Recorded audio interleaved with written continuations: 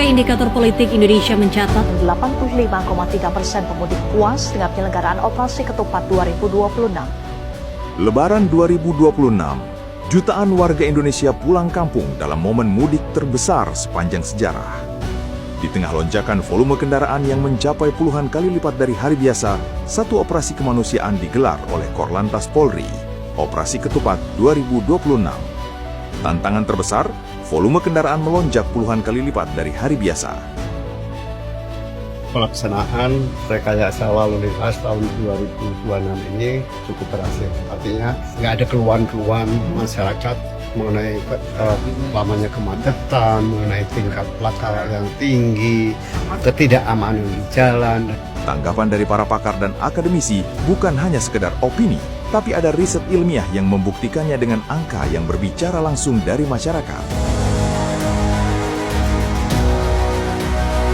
Bagaimana dengan warga secara khusus yang melakukan perjalanan mudik?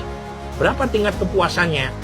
Ternyata lebih tinggi, 85,3%. Jadi saya gabung mereka yang mengatakan sangat puas dengan cukup puas, itu total 85,3%.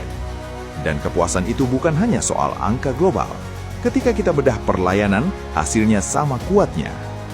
Untuk penyediaan posko dari Polri, untuk pengamanan pusat informasi, sekaligus memberi layanan tempat istirahat bagi masyarakat selama arus mudik atau balik, ini total 84% dari mereka yang mudik mengaku puas. Kepuasan yang tinggi itu ternyata berbanding lurus dengan sesuatu yang jauh lebih penting, keselamatan jiwa di jalan. Terbukti bisa menurunkan tingkat kecelakaan sampai 30%, operasi kemanusiaan yang sangat bertujuan untuk menjadikan mudik lebaran yang lebih manusiawi. Dan itu saya kira dari survei tadi menunjukkan 94% masyarakat puas dengan operasi ketupat yang kemudian ini harus kita jaga dan terus kita tingkatkan. Hasil sebesar ini tidak datang dari perkiraan. Ia lahir dari evaluasi yang ketat berbasis data, berbasis teknologi dan sains.